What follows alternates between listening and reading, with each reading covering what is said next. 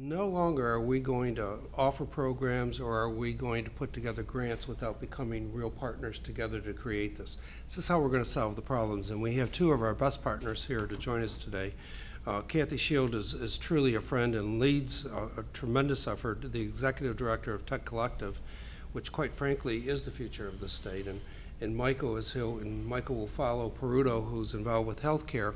And as I think most of you know, CCRI is the largest provider of healthcare professionals for the state of Rhode Island, and we're also the largest provider of RNs for the state of Rhode Island. So our role in helping the state get stronger and grow is very dependent on both of these industries.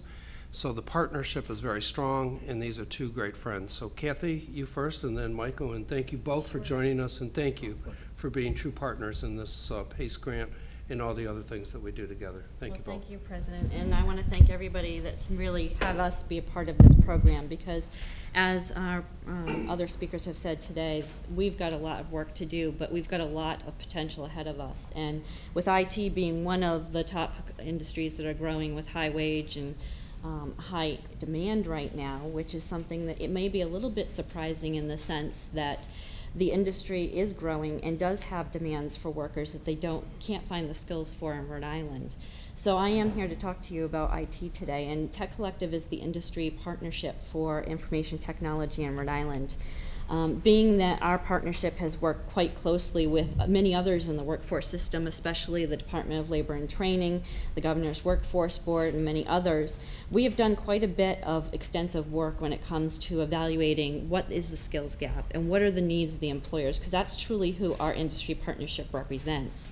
And so with that being said, based on this work, we have become a trusted advisor to be able to participate in programs like this PACE program and come in and speak from the employer's voice, really be a collective voice, if you will, of really coming forward and identifying what are the needs. And one of the things that I truly love about this program that Charlie mentioned as well is that it's not just a program about going and getting a degree or going and getting some credentials and coming out with some skills and then going to work. It is a continual program. It's a program that's not only going to teach technical skills and soft skills that are needed, and we are hearing both from healthcare and the IT employers that are needed today in the jobs that are open, but also too, this program is going to teach how to have a continual education, how to continually grow. And in today's 21st century knowledge-based economy, it's really critical that our workers think about always continuing their education. And this PACE program, as it lays the career pathways down, it is a starting point, it's an entry point. But again, this program is also allowing the students to understand how they're going to grow that education.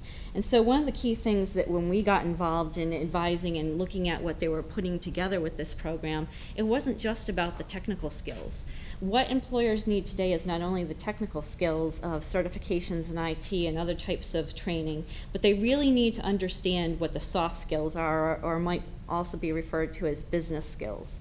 And these skills are things such as communication skills, both verbal and written. They're also critical thinking skills, they're problem-solving skills. And so the different types of coursework that has been put together in this program is really going to blend that type of learning and identify and emphasize some of that learning as they're in the classroom learning about their other technical skills as well. And that's key, because that's exactly what our employers need today, that's what they've identified, and that's what they're struggling to find. So our hope, and I know that with our efforts collaboratively, not only with the representation that you see here through the Department of Labor and Training, the community college, with the staff that I'm sure that the President's going to identify in a few minutes at the community college, but with all the other contributors too as part of the workforce system here in Rhode Island, we really want to make sure that these students have an opportunity to continue their growth and make sure that they can stay on a career pathway that's going to develop them into a mid-level job eventually, and then also a high-level job with high wages attached to them as well. I've witnessed so far some of the progress that has gone on within the community college, and I want to stand forward today and say that I'm very impressed with the change that's occurring. I think that there's a lot of past notions about the fact that institutions, especially state institutions, have a hard time changing. And although it does take a lot of effort to do that, there has been some great success already made, and I can already see that the groundwork is being laid to continue that success. And so I want to congratulate the work of the school in the college that has already been conducted. I want to identify Robin Smith and Dr. Kat Frank, who have been leading that effort, as well as with their staff, and of course the president. But I gotta give some kudos to the folks that are doing those efforts as well. And I think that what's important here is that this is about change. It's systemic change, as well as providing opportunities to those folks that are going to be able to succeed on their own and build a pathway for themselves. So I want to thank the college for involving us with this program. I think being able to be here and represent the information technology industry is important. We know employers are hiring. We know they want these skills and want to be a part of sharing with what the need is. And so we stand here very proud to be representing the IT industry. And so I thank you for including us in this process and also allowing us to speak today. So thank you, President Pasquale. Mike, I'll turn it over to you. Well, thank you, everyone. Director, Senator, Congressman, President, colleague. Good afternoon, everyone. Hi, I'm Mike Paruta. I work for the Care New England Health System. I'm the Director of Workforce Development. So Kathie pretty much said everything I want to say, so I'm just going to say ditto. Cap told me what to say. I'm just teasing. Some of the things that Kathie had mentioned with these soft skills, I would like to suggest to folks, especially our friends who are going to be in the PACE program, working with the clients every day, is really, I would call them critical core competencies. I don't think they're soft at all. That's correct. So just to name a couple of them, or to add to Kathie's list: teamwork, customer focus, time management, active listening, conflict management, professionalism, leadership qualities, integrity and trust, ability to change and deal with ambiguity. Because everything that happens in the workplace, there's a constant level of change and an accelerating level of change. And then again, of course, to embrace being a lifelong learner.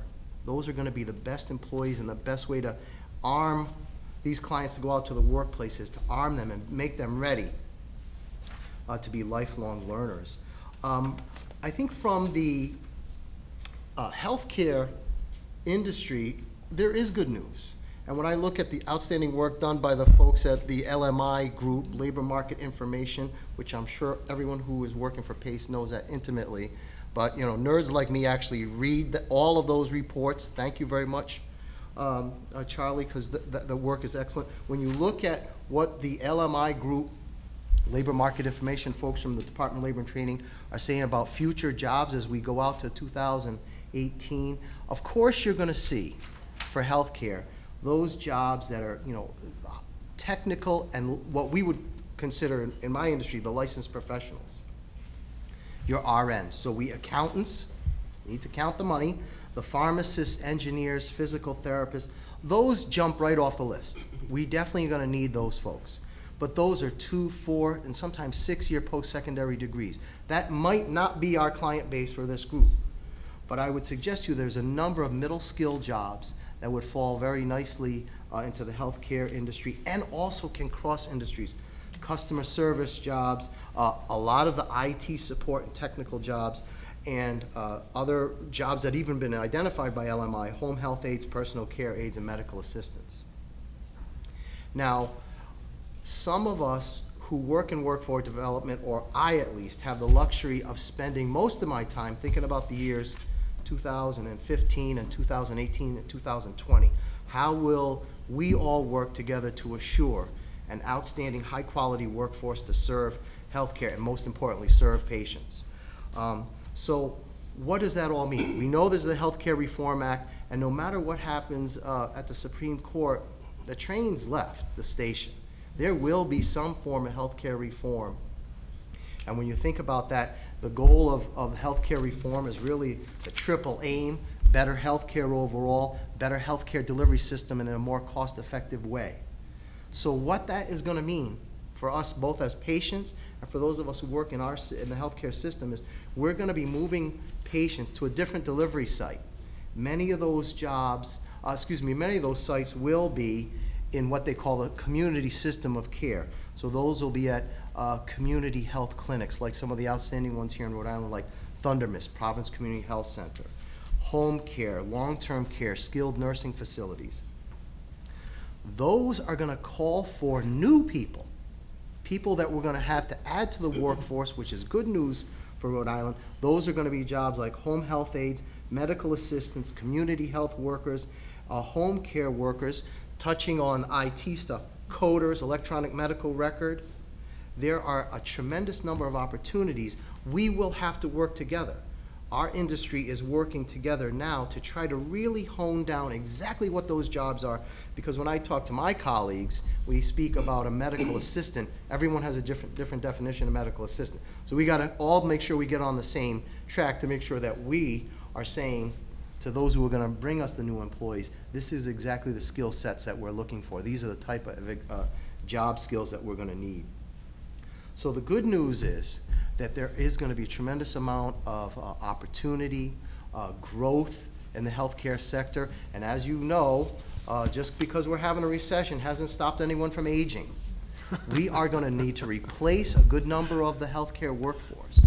So as folks come into these more entry-level roles, they can't stop. I need them to then move up to those jobs that are 2, 4, 6-year college level degrees. So the good news is they're an exciting, kind of scary future, but exciting for growth. And just to share one thing, this just came over one of my readings this morning, was released yesterday by the Georgetown University Center for Education and the Workforce. Just read the headline. This is what I'm reading the headline. With or without Obamacare, the United States will need 5.6 million new healthcare workers by the year 2020. I don't know about you guys, but that's in a couple of minutes. So we have to just get ready. There's going to be tremendous opportunity. Again, some of that will be replacement of the current workforce. Some of it will be due to growth in the healthcare sector overall. So the good news is there's plenty of opportunity. There needs to be continued strong partnership, as President De Pasquale has said, between education and healthcare, the healthcare workforce development system. But I know we can do it together, and I know we're going to deliver the best possible workforce for Rhode Island, for our patients in the healthcare system. Thank you. Thank you, Michael. That is good news, and it's good news for CCRI graduates as well, that there'll be some job opportunities. Real quickly, we'll give you just a very quick outline, and then I'm going to have Cap introduce the team. But our first 2 PACE classes are enrolling now, and they will begin next month. That's really exciting to tell you that this is off and running. They are certified nursing assistant class and a computer application specialist program. Those will prepare students for jobs such as administrative assistants, computer help desk personnel, or desktop support specialists. And we're really excited, as I know the team is, to get this program underway. We've clearly heard today about the need to focus on career pathways that will help workers earn recognized credentials. And one of the innovations of this program is truly to provide stackable credentials that first qualify workers for the entry level, and then through further education and training, promotion to positions that pay family-sustaining wages. And a key design of PACE is really earn and learn. It's a critical piece, earn and learn, modeled to more closely link the classroom to the practical, hands-on experience in the workplace. That's a critical piece of this component. And we've also heard about the types of job skills our employers are looking for, and that's why those who complete this program are very likely to find job opportunities. The PACE program differs very much from traditional enrollment in the level of personnel attention that this great staff is providing and tutorial support for each participant, giving them the best chance of success that we can give them, and giving them additional help in reading comprehension, written, and oral communication skills as well. But we'll also be focusing on all of the elements that you talked about, developing skills, how to locate employers who are hiring, resume preparation, interviewing skills. So when that student leaves here, they are going to be truly prepared and have the skill sets necessary for that job opportunity. So again, when you think about the community college, we are continuing to grow, 18,000 students strong. We think that enrollment will stay strong this fall as unemployment remains high. Remember that we also train another 35,000 workers in Rhode Island for workforce development, and PACE is one more job opportunity that we hope today will give us the ignition that we need to get this going. So Cap, on behalf of our team, I'm going to ask, you heard Robin's name earlier, Robin Smith, our Associate Vice President, please stand, and Tom Pitts, Special Assistant to me, please stand. Both of them were the original writers of this grant, and I can tell you they spent endless hours of working with this team, interviewing the candidates, getting it right, and presenting it so that we were accepted in the first round. So on behalf of all of us, it's my first time I've been able to thank you publicly. Thank you both publicly for all the great work that you've done, and there may be questions.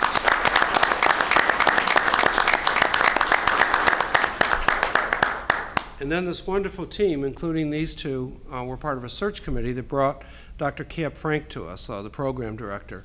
Heavily involved in federal grants. I don't know anyone that understands them better and can guide us through the bureaucracy that goes with grants. It's easy to do all the work, but boy, you've got to make sure you pay attention. And Cap knows how to do that. And Dr. Cap Frank is an outstanding leader. We're truly honored that he accepted this position, and we know that he's going to provide an outstanding results of this. So Cap, welcome, and please introduce your team to us. Thank you for your time also. It's important to us. Before my team, I want to introduce one other person. Kristen Sear, if you just stand up for a second. She's our liaison with the Marketing and Communications Department at CCRI. She helps us get our message out. She's basically the written and verbal voice of PACE, and I wanted to recognize her. Thank you. Thank you very much. Their last names are in your program, so I'm just going to introduce them as their first names because that's how I want them to be recognized in the community. Stacy is the program assistant to the program. She basically manages the nerve center, the in and out of the information flow. We have two curriculum coordinators. They're the ones who are designing not only the curriculum but the actual course materials.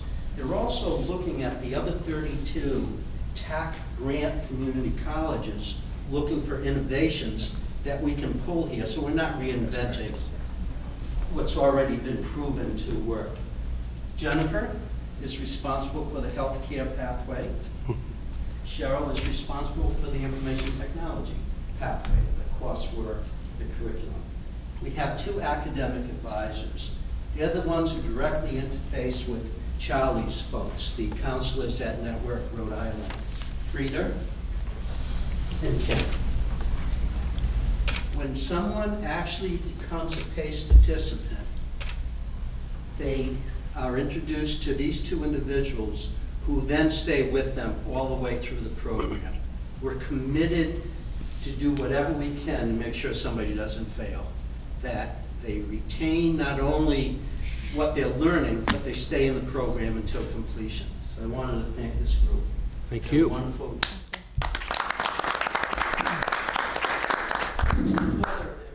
There's two other components to PACE. One is Andrea Spago, who's our data manager. She's the one who does research for us. She works with the statistics. She compiles some of the program results that we'll be reporting to the federal government. There's another key component, and that's the independent external evaluator, which is required by the grant. Though it's the University of California at Los Angeles, the two people who are actually working on the grant live in West Warwick. So that money is staying in Rhode Island. It better. Yes, it is. And that Thank is you. the PACE group. It's not often that I think you get to see a grant at its infant stage, at really where you're building the foundation. The team has just started. Remember, the grant just came into place in October. The team has been in place for about... Well, basically, I came on board January 1st, but the team has only been totally constituted since the 1st of April. And they are a team, so we're very proud of that. But most importantly, again, let me thank everyone at this table, but particularly Senator Whitehouse and Congressman Langevin for bringing home the bacon to Rhode Island. I'm not sure we've actually said what the bacon is. Yeah, Of course, it's $3.4 million Yeah. through the Recovery Act on top of the $2.8 million that Yes. was announced last week. Yes. The $3.4 million is for this PACE project. Absolutely.